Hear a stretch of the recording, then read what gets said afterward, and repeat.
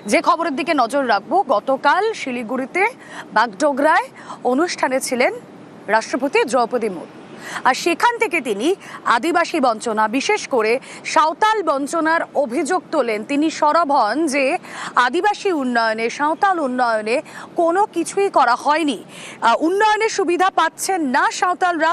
বাগডোগরায় আদিবাসী সম্মেলন থেকে এমনটাই মন্তব্য করেন দ্রৌপদী মুর্মু।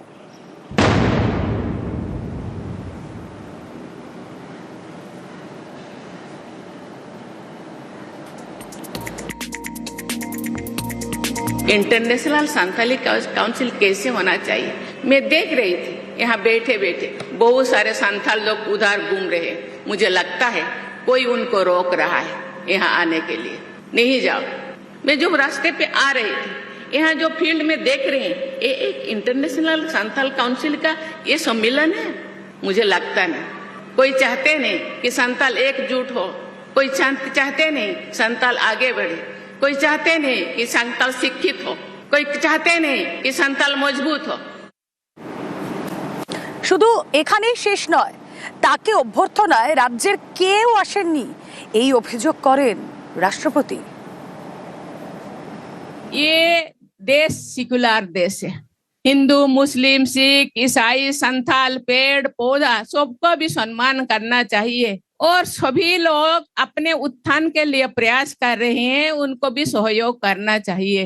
वहाँ का स्थिति थोड़ा इतना मुझे अच्छा नहीं लगा, तो मैंने सोचा जाके देखे। यहाँ तो बहुत अच्छा है, इतना बड़ा फील्ड है, यहाँ तो इतने सारे लोग आ सकते हैं, लेकिन पता नहीं क्या हुआ, क्या मन में समाया है उनका, वो जाने। लेकिन मैं बहुत दुखी हूँ, लेकिन यहाँ आके बहुत खुश लगा कि वहाँ के लोग, वहाँ भी लोग क्योंकि बहुत दूर है, वहाँ नहीं पहुंच पा रहे हैं। शायद उनके मन में था कोई ना आए और प्रेसिडेंट ऐसे ही घूम के चले जाए। जनरली देखा जाए तो प्रेसिडेंट आते हैं तो चीफ मिनिस्टर भी आना चाहिए, मंत्री भी आना चाहिए, लेकिन चीफ मिनिस्टर मैडम भी आए नहीं और गवर्नर का तो तबादला हो गया है तो वो नहीं आ पाए। लेकिन क्योंकि डेट पहले से फिक्स था, इसीलिए मैं आ गई। রাষ্ট্রপতি যে অভিযোগগুলো করছেন সেগুলো একেবারে বিজেপি দ্বারা নিয়ন্ত্রিত। সুর সপ্তমে করে কি বলছেন মমতা বন্দ্যোপাধ্যায় রাষ্ট্রপতির এই বক্তব্যের পর? আজকে বিজেপি কোথায় নিয়ে গেছে সংবিধানটাকে আমার বলতে নিজেকে লজ্জা লাগছে। মাননীয় রাষ্ট্রপতি, তাকে আমরা সম্মান করি, তাকে দিয়েও পলিটিক্স বেচতে পাঠানো হয়েছে, বিজেপির এজেন্ডা বেচতে পাঠানো হয়েছে। I am sorry madam, I have a great regards for you, but you are tapped by the BJP policy. আপনি বলেছেন ইন্টারন্যাশনাল সাঁওতালি কনফারেন্স করছেন, আমরা নাকি কাউকে যেতে দিইনি। এটা তো স্টেট গভর্নমেন্ট পার্টি ছিল না? আমাদের কি কাজকর্ম নেই নাকি? সারাক্ষণ আপনাদের পেছনে পেছনে লেজুর হয়ে ঘুরে বেড়াতে হবে? বছরে একবার আসুন না, আপনাকে গিয়ে রিসিভ করব। বছরে যদি আপনি 50 বার আসেন তো আমার টাইম কি আছে? এত আমি মানুষের পাশে দাঁড়িয়ে এসআইআর নিয়ে ধর্নায় আছি, আপনার মিটিংয়ে যাব কি করে? কোনটা আমার priority? You are the priority of BJP and public is the priority of mind. আপনি বলেন কি করে যে আদিবাসীদের জন্য এখানে কোনো কাজ হয়নি? কই মণিপুরে যখন ট্রাইবেলদের উপর অত্যাচার হচ্ছিল তখন আপনি চুপ করেছিলেন কেন? তখন কি বিজেপি আপনাকে বারণ করেছিল? যখন রাজস্থানে আদিবাসীদের উপর অত্যাচার হয় ट्राइबल के ऊपर, तब आप कहाँ थे? क्यों आप प्रोटेस्ट नहीं करते? बंगाल को टारगेट किया, ऑल्च की लैंग्वेज को रिकॉग्निशन कौन दिया? बंगाल ने दिया। WBCS এর সাঁওতালি ভাষায় পরীক্ষা দেয়, স্কুল কলেজ করে দিয়েছি, ইউনিভার্সিটি করে দিয়েছি। জঙ্গলমহল ট্রাইবেলরা बिना पैसा सबसे बेसी चाल पाए। आप कितना माझी थान बनाया, कितना जाहिर खान का आप प्राचीर बनाया, हमने वो काम भी किया, आपने तो एक भी नहीं कर पाया। We don't expect, we respect you. You are a number 1 chair in this country, or the president of India. Don't play politics at the time of election as per BJP advice. I will request Derek and Sudipda to ask an appointment from the honorable president of India and to submit whatever we have done for the tribal people and especially the Santali people. শুধু ধর্ণা মঞ্চ থেকেই নয়, এক্সপোস্টেও সরব হন মুখ্যমন্ত্রী। রাষ্ট্রপতি বেসরকারি অনুষ্ঠানে এসেছিলেন বলে দাবি। রীতি অনুসারে শিলিগুড়ির মেয়র, পুলিশ কমিশনার রাষ্ট্রপতিকে স্বাগত জানান বলে দাবি মুখ্যমন্ত্রী। কোনো প্রটোকল লঙ্ঘন হয়নি বলে দাবি মমতার। রাষ্ট্রপতিকে দিয়ে রাজনীতি করানোর অভিযোগ। এক্সপোস্টে মমতা বন্দ্যোপাধ্যায় এই কথা লেখেন।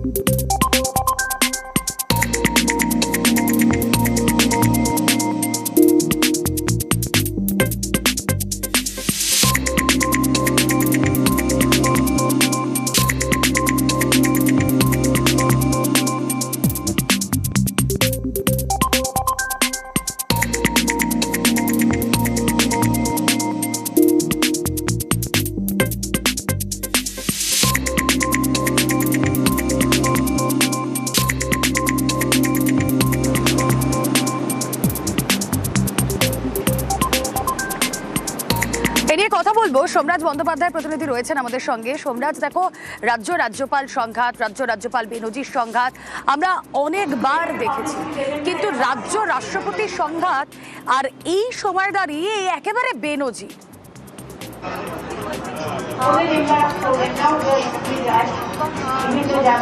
দেখো, একদমই রাজ্যপাল সংঘাত আমরা দেখেছি, কিন্তু রাষ্ট্রপতি সংঘাত বা রাষ্ট্রপতি দ্রৌপদী মুর্মু গতকাল অর্থাৎ শনিবার শিলিগুড়িতে এসে যেভাবে আদিবাসীদের অনুন্নয়ন নিয়ে সওয়াল করলেন, এক কথায় তার নজিরবিহীন এই কারণেই আমরা বিভিন্ন রাজ্যে দেখেছি, এ রাজ্যেও দেখেছি যে রাজ্যপাল সংঘাত হয়েছে। কিন্তু নজিরবিহীন বলা হচ্ছে এই কারণেই, একদিকে যখন রাষ্ট্রপতি মমতা বন্দ্যোপাধ্যায়কে উদ্দেশ্য করে আদিবাসীদের উন্নয়ন নিয়ে প্রশ্ন তুলছেন, তেমনি মমতা বন্দ্যোপাধ্যায়ও যেভাবে রাষ্ট্রপতিকে পাল্টা আক্রমণ করছেন, এটাও একটা নজিরবিহীন। আর যেটা তোমাকে বলছিলাম, আমরা সাধারণত দেখে এসেছি রাজ্যপাল সংঘাত। এ রাজ্যের নিরিখে বলাই যায় কেশরীনাথ ত্রিপাঠী থেকে শুরু করে জগদীপ ধনকর, এমনকি সদ্য প্রাক্তন রাজ্যপাল সিভি আনন্দ বোস, বিভিন্ন ক্ষেত্রে আমরা দেখেছি রাজ্যের সঙ্গে সংঘাতে জড়িয়েছেন রাজ্যপালরা। কিন্তু রাষ্ট্রপতির সঙ্গে এইভাবে সংঘাত, এই ছবি এই প্রথম দেখা গেল, যেখানে মুখ্যমন্ত্রী মমতা বন্দ্যোপাধ্যায়ও পাল্টা আক্রমণ করলেন। একদিকে যখন রাষ্ট্রপতি দ্রৌপদী মুর্মু তিনি আদিবাসীদের উন্নয়ন নিয়ে সওয়াল করছেন, তখন মমতা বন্দ্যোপাধ্যায়ও পাল্টা আক্রমণ করছেন। আর এই কারণেই একে নজিরবিহীন বলা হচ্ছে। তার কারণ, রাজ্যে যখন বিধানসভা ভোট আসন্ন, তখন রাষ্ট্রপতি দ্রৌপদী মুর্মুর বক্তব্য থেকে আদিবাসীদের উন্নয়নের প্রসঙ্গ, অর্থাৎ আদিবাসীদের উন্নয়ন কি হয়েছে তা নিয়ে সওয়াল করলেন। আর সেই কারণেই গোটা বিষয়টিকে নজিরবিহীন বলেই দাবি করা হচ্ছে। একেবারে সোমরাজ, এখানে যে বিষয়টা, এই আদিবাসী উন্নয়ন নিয়ে যখন রাষ্ট্রপতি দেশের সাংবিধানিক প্রধান এ রাজ্যে এসে প্রশ্ন তুলছেন, সেখানে এ রাজ্যে আদিবাসীদের উন্নয়নের জন্য সচেষ্ট রাজ্য সরকার। আমরা দেখেছি 2011-র পর থেকেই সেদিকে বিশেষ নজর দেওয়া হয়েছিল। সেখানে দাঁড়িয়ে রাষ্ট্রপতির এই অভিযোগের পর মমতা বন্দ্যোপাধ্যায় যেভাবে আক্রমণাত্মক হলেন, যে কথাগুলো বললেন, সেটাও তো ইকুয়ালি সিগনিফিকেন্ট।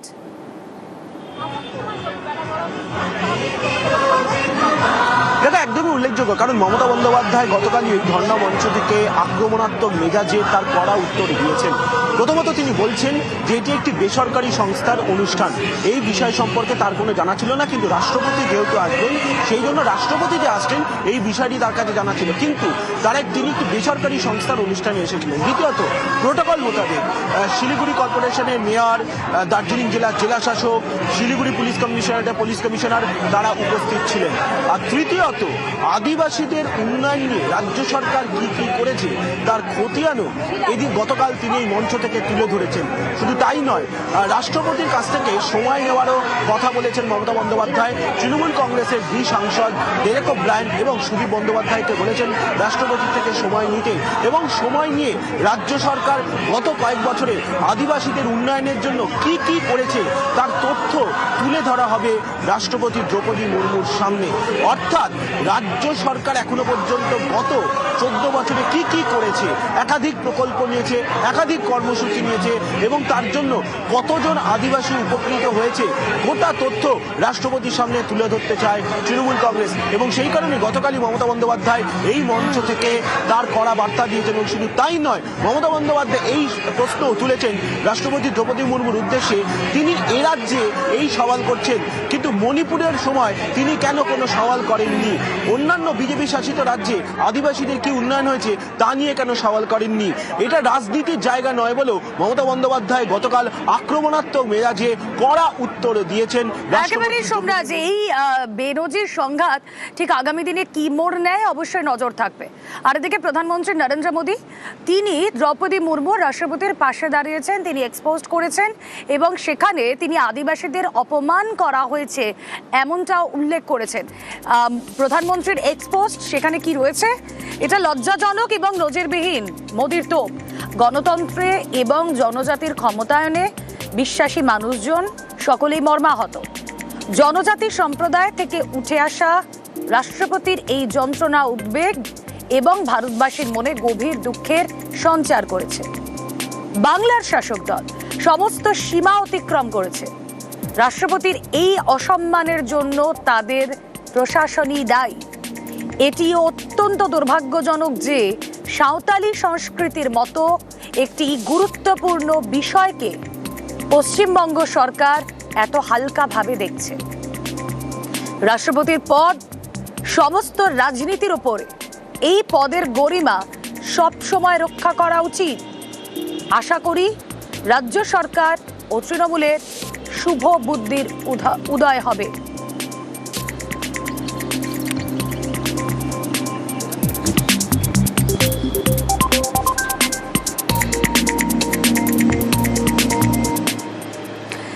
বলছিলাম যে রাজ্যপাল সংঘাত এটা নতুন কিছু নয়, শুধু এই রাজ্যের ক্ষেত্রে নয়, বিভিন্ন রাজ্যে সে রাজ্যের সরকারের সঙ্গে রাজ্যপালের সংঘাত হয়েছে, কিন্তু রাজ্য রাষ্ট্রপতি সংঘাত বেনজির।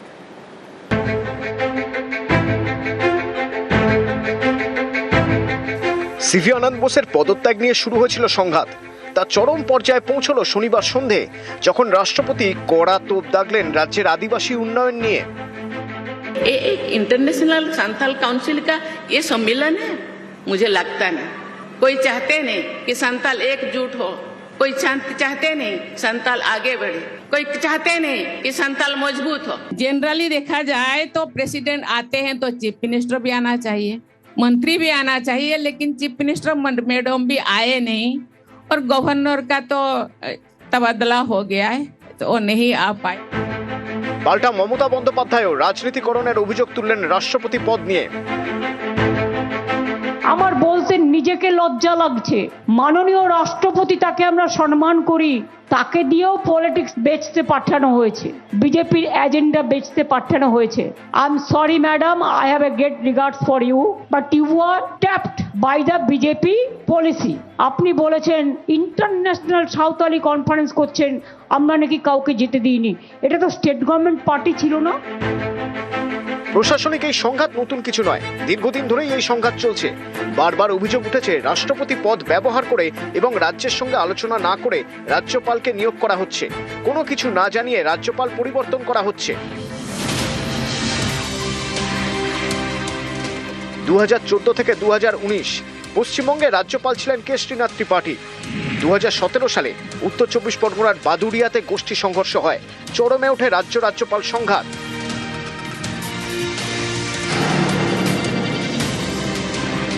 আমাকে আজকে গভর্নর অনেক বড় বড় কথা বলেছেন, আমি খুব অসম্মানিত হয়েছি আজকে। আমি মানুষের দয়া এখানে আছি, মানুষ যেদিন চাইবে না আমি চলে যাব। Be peaceful, please restore peace, law and order. Please see that Bengal prospers industrially, commercially and in all respects. 2019 সালে পশ্চিমবঙ্গে রাজ্যপাল পদে নিযুক্ত হন জগদীপ ধনখড়, তাঁর সঙ্গেও রাজ্যের সংঘাত।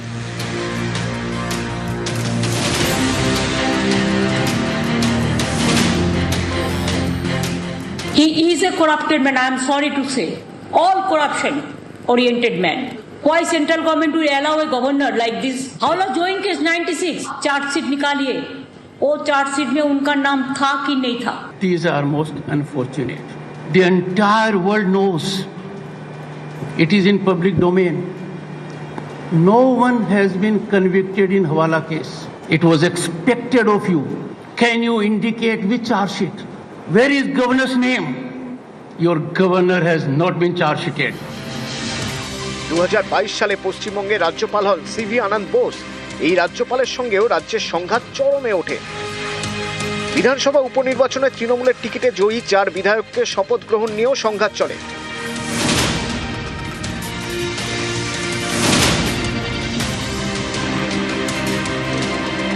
রাজভবন থেকে বরানগরের বিধায়ক সায়ন্তিকা বন্দ্যোপাধ্যায় এবং ভগবানগোলার তৃণমূল বিধায়ক রেয়াত হোসেন সরকারকে চিঠি পাঠানো হয়। তাতে বলা হয়েছিল রাজ্যপাল ডেপুটি স্পিকারকে শপথ বাক্য পাঠ করানোর দায়িত্ব দিয়েছিলেন, কিন্তু সায়ন্তিকা বন্দ্যোপাধ্যায় ও রেয়াত হোসেন সরকারকে শপথ বাক্য পাঠ করিয়েছেন স্পিকার বিমান বন্দ্যোপাধ্যায়। এতে রাজ্যপালের নির্দেশ অমান্য করা হয়েছে। পাল্টা সুর চড়ান মুখ্যমন্ত্রী। তিনি বলেন, রাজভবনের যদি শপথের অধিকার থাকে, বিধানসভারও শপথের অধিকার আছে। ওদের বোঝা উচিত রাজ্যপাল নমিনেটেড, আর এখানে বিধানসভা ইলেক্টেড। সিভি আনন্দ বোস রাজ্যের অন্তত 8টি বিল আটকে রেখেছেন বলে অভিযোগ করে রাজ্য। এই পরিস্থিতিতে বৃহস্পতিবার রাজ্যপালের পদ থেকে ইস্তফা সিভি আনন্দ বোসের। বাংলার নতুন রাজ্যপাল হয়েছেন RN রবি।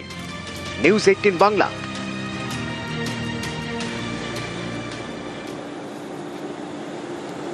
আর এই যে আদিবাসী অনুন্নয়নের কথা বললেন রাষ্ট্রপতি দ্রৌপদী মুর্মু, আপনাদেরকে জানিয়ে রাখি এ রাজ্যে যে কথা কিছুক্ষণ আগেও বলছিলাম যে 2011 সালের পর থেকে আমরা দেখেছি যে আদিবাসী উন্নয়নে, সেটা শিক্ষাক্ষেত্রে হোক, কর্মক্ষেত্রে হোক, তাদের সামাজিক উন্নয়নের ক্ষেত্রে হোক, বিভিন্ন প্রকল্প, বিভিন্ন ভাতা তা চালু করা হয়েছিল। যেমন ধরুন 2013 সালে ট্রাইবাল ডেভেলপমেন্ট ডিপার্টমেন্ট গঠন, 40টি আদিবাসী সম্প্রদায়ের সামগ্রিক উন্নয়ন, তার জন্য আলাদা নীতি, এরকম অনেক কিছুই করা হয়েছে। সেগুলো একটু চুম্বকে জেনে নেওয়ার চেষ্টা করব। প্রতিনিধি সোমরাজ বন্দ্যোপাধ্যায় রয়েছেন সঙ্গে। সোমরাজ,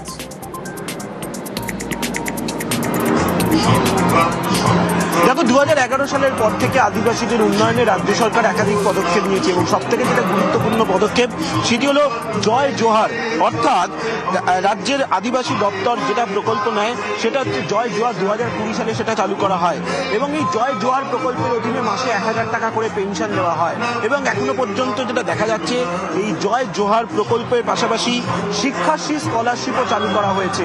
এই শিক্ষাশ্রী স্কলারশিপ মূলত ক্লাস 5 থেকে ক্লাস 8 পর্যন্ত আদিবাসী ছাত্রছাত্রীদের দেওয়া হয়, বিশেষ বৃত্তি দেওয়া হয় এই শিক্ষাশ্রী স্কলারশিপের অধীনে। প্রায় 1,04,00,000-এরও বেশি ছাত্রছাত্রী এখনো পর্যন্ত এই শিক্ষাশ্রী প্রকল্পের আওতায় বৃত্তি পেয়েছেন বলেই জানা যাচ্ছে। পাশাপাশি যেটা দেখা যাচ্ছে পোস্ট মেট্রিক স্কলারশিপ, অর্থাৎ উচ্চশিক্ষায় যাওয়ার জন্য এই সহায়তা রাজ্য সরকারের তরফে করা হয়।